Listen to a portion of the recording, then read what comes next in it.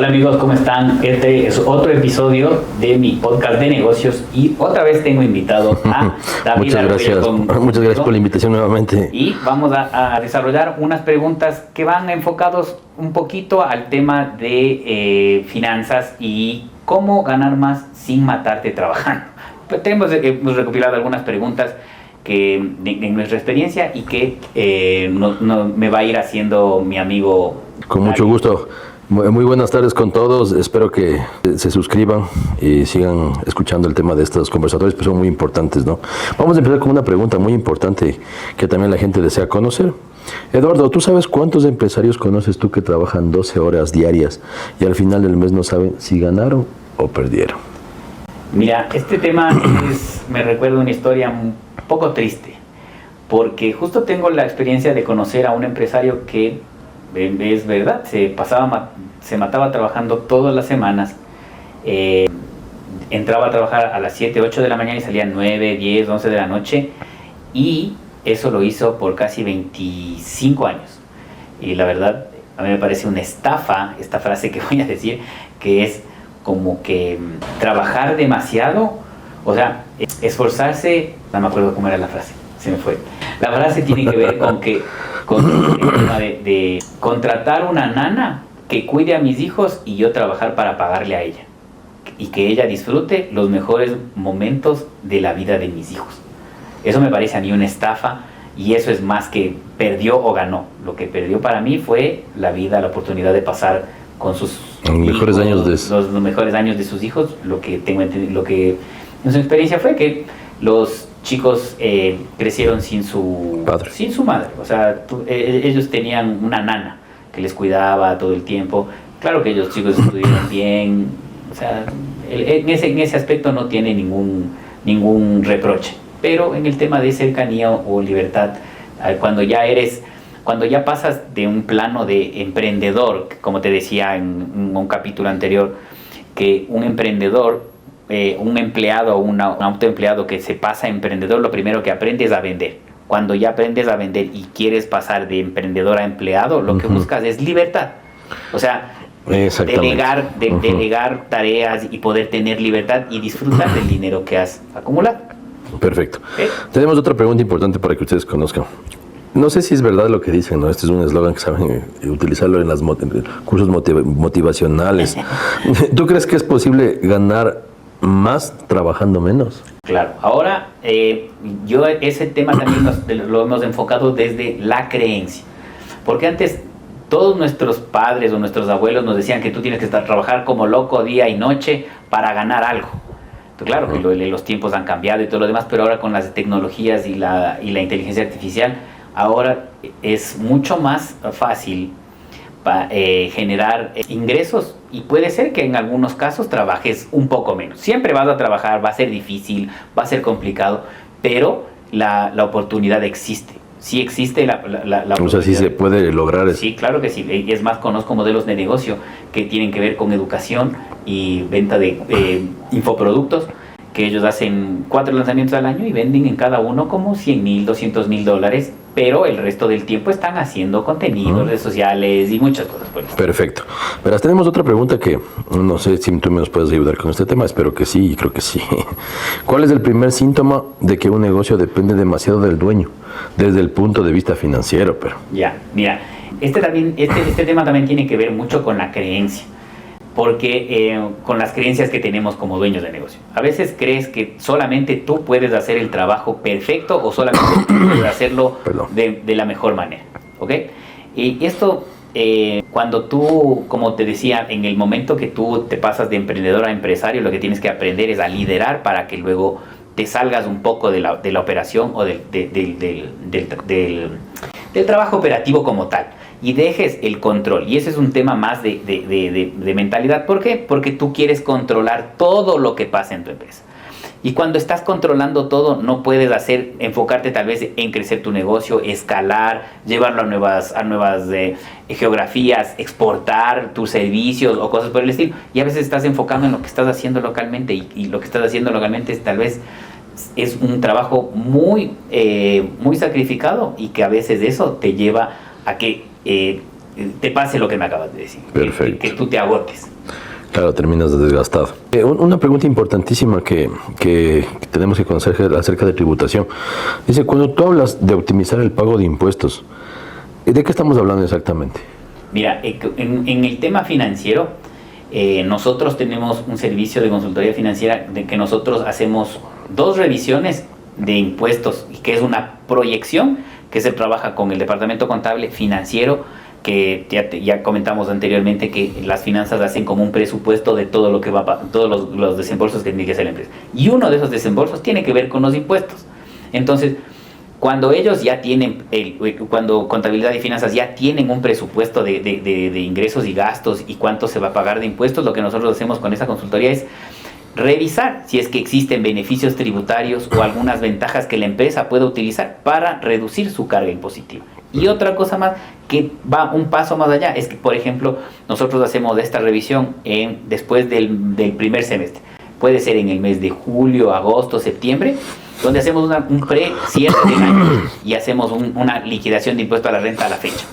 Y que con esa liquidación lo que nosotros ofrecemos es que si nosotros optimizamos un valor adicional al impuesto a la renta, es lo que nosotros les hacemos ganar a los empresarios, que tal vez no les toque pagar mucho más, pero que desde ese momento que nosotros hacemos el cierre, ellos vayan construyendo un fondo de ahorro para que cuando llegue el mes de marzo o abril, que les toca pagar los impuestos, el dinero ya lo tengan disponible en su cuenta. Perfecto. Que no llegue el mes de abril o marzo, que pasa muchísimo que como no hay finanzas, no hay administración, o no pueden permitirse ese asunto y no tienen un sistema financiero muy bien organizado, lo que pasa es que llega el mes de abril, hay que pagar $50,000. ¿De dónde me saco? No tengo, ¿y ahora qué hago? Ajá. ¿Y ahora qué hago? Entonces ese es un tema que requiere algunos esfuerzos, y que por esos esfuerzos a veces la contabilidad queda parada. Eduardo, cuando hablamos de optimizar el pago de impuestos, ¿de qué estás hablando exactamente? Mira, el tema de optimización de impuestos tiene que ver en 2 momentos de la empresa. Si bien es cierto, las empresas deben liquidar sus impuestos a la renta en casi toda Latinoamérica entre los meses de marzo y abril, nosotros con nuestro equipo y la firma lo que hacemos es revisar una preliquidación del impuesto a la renta en los meses posteriores al primer semestre. Es decir, entre julio, agosto, septiembre, octubre, que hacemos una preliquidación de impuesto a la renta y le decimos al empresario, o ellos nos dicen, porque tal vez ya hicieron sus proyecciones y todo lo demás, si es que no lo han hecho, nosotros les ayudamos a hacer cuánto tienen que pagar de impuesto a la renta en ese momento. Porque casi todos los años los contadores hacen ese asunto, pero ellos pueden hacer un precierre en esa fecha y si tienen temas financieros pueden haber tenido un presupuesto. Lo que nosotros hacemos ahí es identificar si la empresa puede tener beneficios tributarios que puedan optimizar el pago de impuestos, pero la consultoría no queda solo ahí, sino en ese momento nosotros le recomendamos al empresario que construya el fondo para que cuando llegue el mes del pago tenga el dinero disponible. Porque ¿qué es lo que pasa? Que algunos contadores o los negocios chiquitos o los que no tienen este conocimiento de organización financiera o administración financiera, que le decimos que es el departamento de finanzas, es organizar los fondos para ciertos pagos. Entonces, por ejemplo, el pago de impuestos siempre se hace una vez al año y en algunos casos tienes que pagar. Entonces, ¿qué pasa cuando el contador no maneja porque ya lo hemos dicho muchas veces que la carga laboral del contador es muy grande, no puede estar pendiente tampoco del tema financiero, pero que puede existir un sistema corto en el que yo pueda ir ahorrando dinero para que cuando llegue el momento de pagar impuestos, pague. Con esta consultoría, después de haber optimizado el pago de impuestos, le decimos construye el fondo para que cuando llegue el mes de pagar tengan el dinero y no sean como otras experiencias que han pasado, que cuando llega el contador el mes de marzo o abril le dice necesitamos pagar $50,000 y el dueño del negocio no tiene. Entonces tiene que buscarse de alguna manera este tema. ¿Por qué? Porque tú sabes que este impuesto a la renta se registra el 31 de diciembre y tienes algunos meses como que de premura. Entonces nosotros nos anticipamos a eso, que por ejemplo $50,000 en 3 o 4 meses pueden ser de 15,000, de 12,500 cada mes. Pero si yo hago esta planificación más o menos en julio, agosto, septiembre, puede ser como de $1,000, $2,000 cada mes y puede ser mucho más fácil llegar a ese monto. Perfecto, muchas gracias por la respuesta. Tenemos una pregunta que más o menos se relaciona con la anterior, pero nos dice, creo que hay empresas, no sé si tú te has dado cuenta, me imagino que en tu experticia y tu conocimiento, porque hay empresarios que facturan mucho, pero al rato de que tú entras a revisar sus finanzas, te das cuenta que están trabajando para el banco y para el SRI. ¿Qué opinas tú al respecto de eso? Sí, hay un tema ahí que es muy importante y que es el tema del análisis del estado de resultados y conocer el modelo de negocio. Porque eso te digo, hay momentos, como tal vez ya lo comentamos en una experiencia anterior, nosotros tuvimos un cliente que que en el ejemplo que les decía es que los fletes, por el tema de la guerra o la pandemia, los fletes subieron muchísimo de costo. Se inflaron. Entonces las materias primas eran muy caras, pero este empresario no se dio cuenta hasta que ya se cerró el año y no logró una utilidad que más o menos se había planificado. ¿Y es por qué? Porque en esa empresa específicamente no hacían cierres periódicos del estado de resultados, como te decía. Si no puedes hacer cierres de mes ir interpretando todas tus cuentas o tener las métricas importantes, por lo menos deberías cerrar el estado financiero, en el que te muestra los ingresos, costos y gastos, y saber cuánto es mi rentabilidad operativa y mi rentabilidad neta, asumiendo todo eso, las proyecciones que tienen que ver con impuestos y todo. Entonces, de este empresario, lo que pasó es que cuando se le subieron las materias primas, su margen, que era del 30%, se bajó al 10%, y la utilidad neta se quedó como en el 1 y el 2%. Entonces, claro. No se dio cuenta ya cuando pasó. Ya cuando fue ya tarde, digamos. Así es. Verás, te tengo una pregunta importantísima. ¿Tú qué crees que es la planificación tributaria y en qué se diferencia de la evasión fiscal? Mira, una pregunta bastante el compleja. Tema de la planificación tributaria tiene que ver con aprovechar los beneficios tributarios que tiene la empresa y que es como reducir tu carga impositiva de manera legal. Perfecto. ¿Ya? Haciendo las cosas bien, cerrando los círculos transaccionales, tal vez apoyando al deporte, apoyando a la cultura, haciendo unas derogaciones que yo me puedo reducir un 150, un 100%, contratar jóvenes, mujeres, que están más o menos englobados en ese tipo de beneficios. Y entre otras cosas más, claro que hay algunos otros, pero que más o menos son los que nosotros manejamos. Pero ¿qué tiene que ver? ¿Qué te diferencia de la evasión fiscal? Es que la evasión fiscal es solamente es una mentalidad que algunos empresarios todavía tienen, que creen que pagar impuestos no está bien, o creen que los impuestos que yo pago no están siendo bien administrados, y ese ya no es nuestra responsabilidad. Este tema de que los políticos administren mal nuestro dinero ya no tiene que ver con nosotros, sino tiene que ver con un tema cultural, y que tenemos tal vez algún mala experiencia en Latinoamérica, porque los empresarios utilizan mal el dinero que nosotros les damos. Exactamente. Entonces, como ellos utilizan mal el dinero, yo prefiero no pagar. La gente no quiere trabajar, la gente no quiere pagar. Exacto. Y el tema no va por ahí, sino que yo tengo que cumplir la norma y pagar los impuestos que me corresponden. Y puedo deducirme o optimizar mis impuestos según la norma y lo que yo pueda aplicar, pero de ahí para allá, cuando yo le pago los impuestos, eso ya es responsabilidad del ente regulador, el Estado, del sujeto activo del impuesto. Exacto, la Contraloría. Y para ellos, yo lo que les sé decir a los empresarios, el karma les va a llegar algún día. Por eso tenemos siempre llega, ¿no? Siempre hay algunos que ya han caído por esos temas, y en evasión a veces hasta el contador. Y justamente la siguiente pregunta va relacionada a la que estamos conversando ahorita. ¿Cuál tú determinarías que son los errores tributarios más comunes que cometen los empresarios ecuatorianos y que pagan y que les cuesta dinero innecesario, digamos, en este caso, ¿no? Sí, mira, en el Ecuador nosotros hemos detectado en las revisiones que nosotros hacemos en la parte tributaria, en el tema de auditoría, que a veces el sustento del círculo transaccional no está bien, o es decir, que son gastos inexistentes. Se han facturado entre empresas, han comprado facturas, que es algo que se dice, por ejemplo, ¿usted compró esta factura, sí o no? Si me dice que no, muéstrame todos los respaldos. Si me dice que sí, listo, es una observación y usted tiene que autoglosarse este gasto. Imagínate. Y eso les cuesta, o sea, es un gasto que luego se tiene que pagar sobre el 25%, porque es un gasto no deducible. Ya verás, yo tengo una pregunta importantísima que quiero que la gente escuche. Este es un tema que sucede mucho con las empresas, y creo que Eduardo ha tenido acercamiento a este tipo de cosas. Es una pregunta súper importante, que a veces creo que fue un tema también de aprendizaje en la universidad cuando estudiamos juntos. ¿Qué es el punto de equilibrio y cómo un empresario puede calcularlo sin necesidad de un especialista, un contador o un financiero? Tú como empresario, como líder, como dueño de una empresa. Mira, el punto de equilibrio es en el cual ni gano ni pierdo. O sea, trabajo por gusto. Exacto. Entonces, es lo que en algún momento yo también les decía en unos conceptos que tengo que repetirlos porque es de la única manera que la gente se va a acordar. Una empresa puede empezar chiquita, pero tiene que empezar ganando. No puede empezar, no cuando sea grande empiezo a ser rentable. No, eso no existe. O sea, ese concepto... Y es algo que la gente tiene mucho en la cabeza. Sí, yo me voy a poner mi negocio y los 3 primeros meses yo sé que son a pérdida. No puede ser así. No puedes empezar un negocio con esa mentalidad. Mira, tu mentalidad debe cambiar por la siguiente. Y eso también aprendimos de mi mentor, que por ejemplo es precio alto, ventas masivas. Eso es ganancia. Eso es una empresa rentable.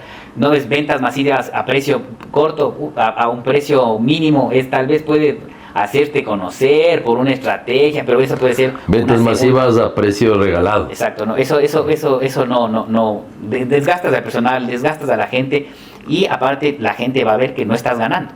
¿Entiendes? O sea, la gente quiere jugar en el talento con los equipos ganadores.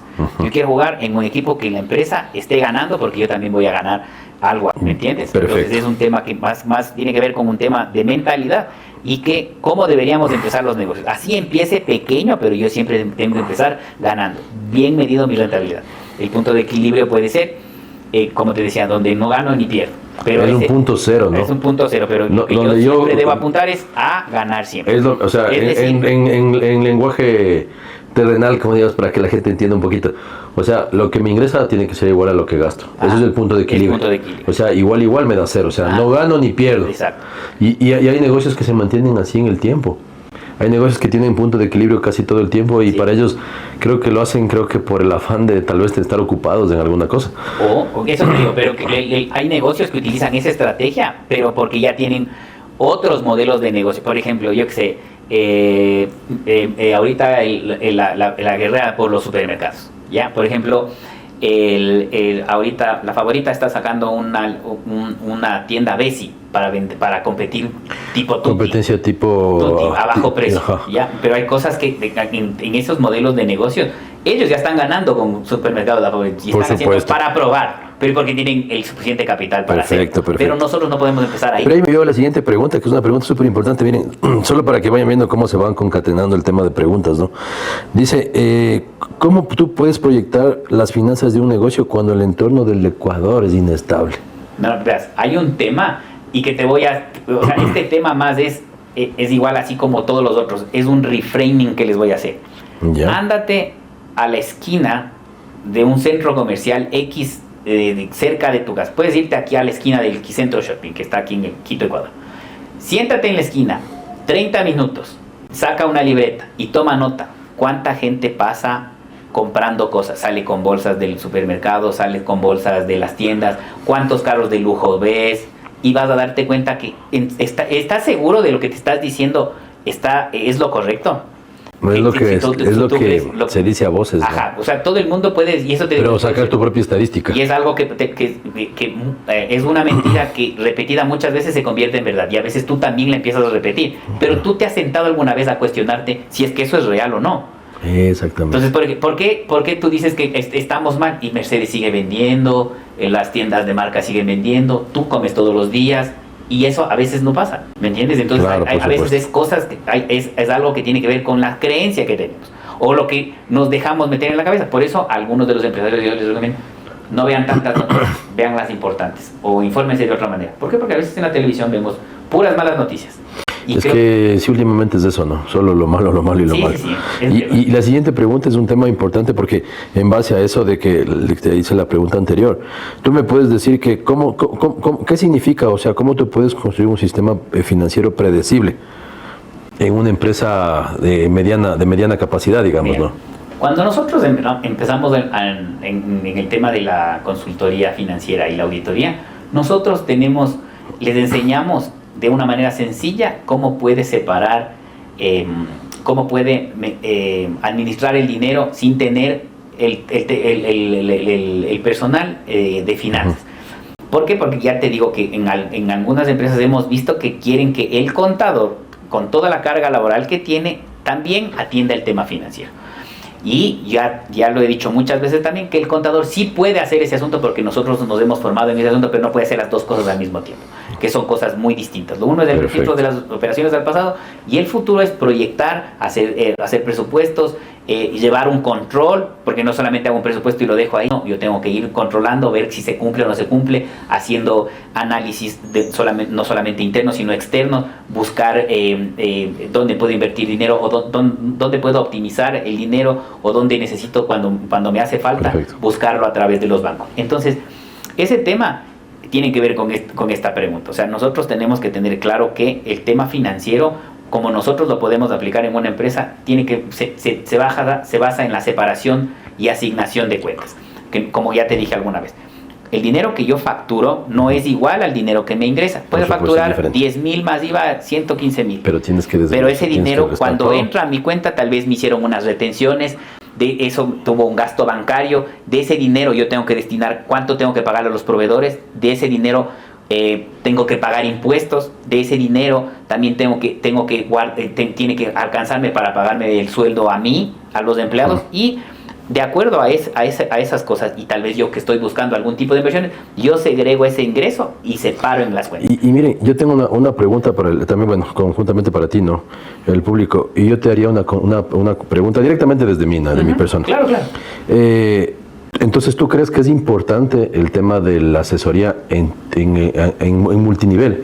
O sea, desde las pequeñas empresas, desde los emprendimientos, digamos, para adelante una asesoría de tu parte para que las empresas vayan teniendo los cimientos para poder lograr el objetivo a largo plazo, que siempre es crecer, ¿no? Ajá, claro. Mira, el tema de los empresarios y el crecimiento tiene que ver, una empresa...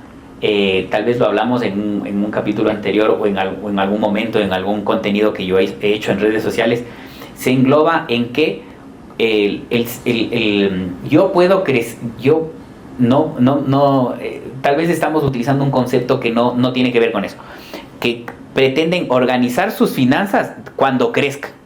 Y es totalmente errado, y todo debería ser al revés. Yo me organizo para crecer.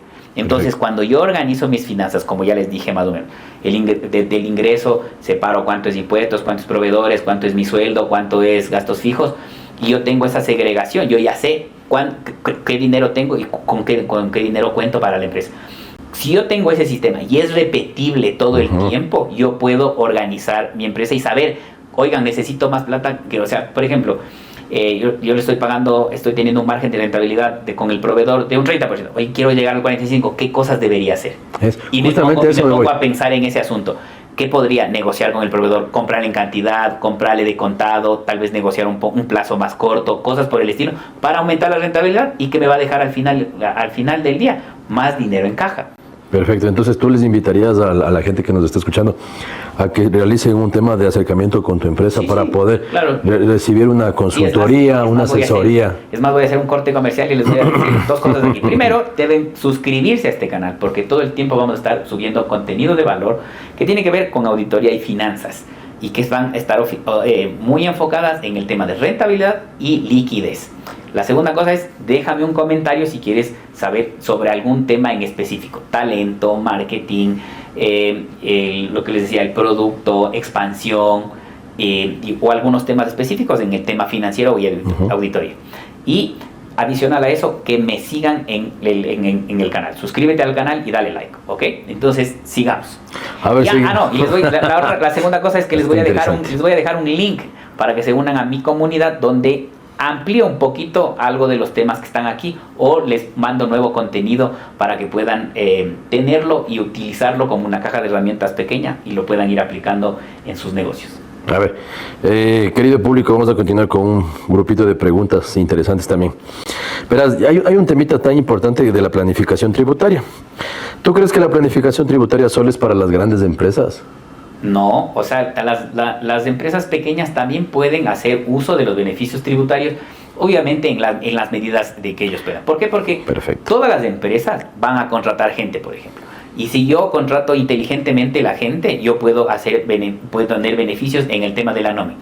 Nuevo personal, tengo un porcentaje de deducción, pero si yo de ese personal contrato jóvenes o mujeres, voy a tener unos beneficios adicionales y que yo puedo utilizarlos dentro de mis beneficios tributarios. Y hay otros más que se pueden utilizar, pero dependen ya por ejemplo, el apoyo al deporte. Yo como empresario tengo un equipo de fútbol donde juego siempre, la hago que califiquen un proyecto y yo como empresario les apoyo.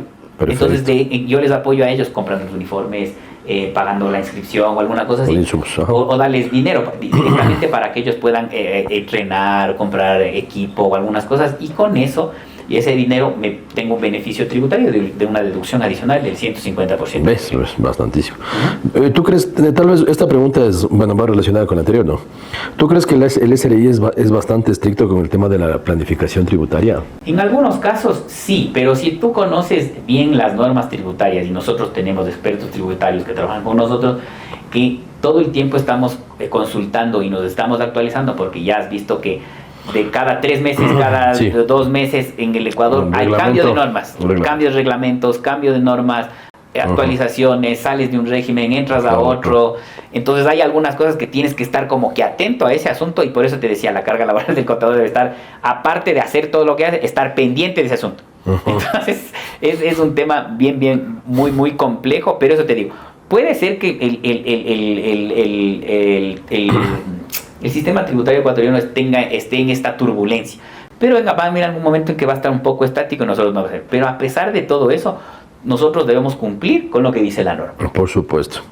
Todos los cambios y todas las cosas siempre tienen que acatarse, ¿no? Pues así dice la ley y el reglamento. Tengo otra pregunta importante. Esta dice de la siguiente forma. Dice, y ha sucedido mucho y se escucha bastante eso en las empresas. Dice, un dueño te dice, yo hago lo que mi contador me dice, yo no me meto en eso. ¿Tú crees que eso es normal o es algo peligroso para la empresa? Mira, ahí yo he visto, recientemente tuvimos una experiencia con una empresa grande, y que esta empresa, por ejemplo, estuvo no tomándose créditos tributarios de gastos legítimos que son de la empresa, y que el contador me rebatía a mí que ellos no se tomaban porque no están dentro de la cadena productiva y cosas por el estilo, y ellos perdieron alrededor de $30,000 en un año. Y ellos al fin y al cabo le dije, bueno, todos tus anexos estuvieron mal hechos y todo lo demás, corrigieron y nunca hicieron un reclamo, por ejemplo. ¿Por qué? Porque temen que el SRI los pueda auditar o alguna cosa así. Yo he visto ese tipo de pérdidas. Pero en cambio también he visto del otro lado, que hay gente que se aprovecha los beneficios tributarios y se mete. Justamente. Y no tiene ningún problema en ese asunto. Y mira, justamente la siguiente pregunta es algo que va relacionado con lo que tú estás diciendo. Y hace un momento mencionabas acerca del tema, nos decía que hablábamos del Estado en sí, ¿no? Como sujeto activo del impuesto, ¿no?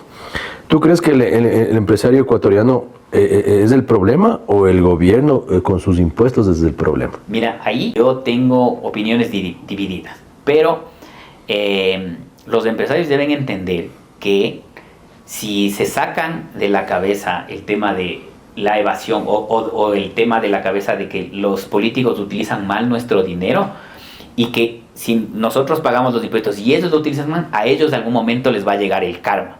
Tú vas a sentir una tranquilidad y yo porque voy a hacer... Porque tú has cumplido, ¿no es cierto? Porque yo he cumplido, he hecho lo que lo tengo que hacer y pago mis impuestos puntualmente y dentro de lo que corresponde a la norma. Cuando te piensas así, tú lo que tienes que hacer es solamente tener este pensamiento de anticipación, que lo llamo yo.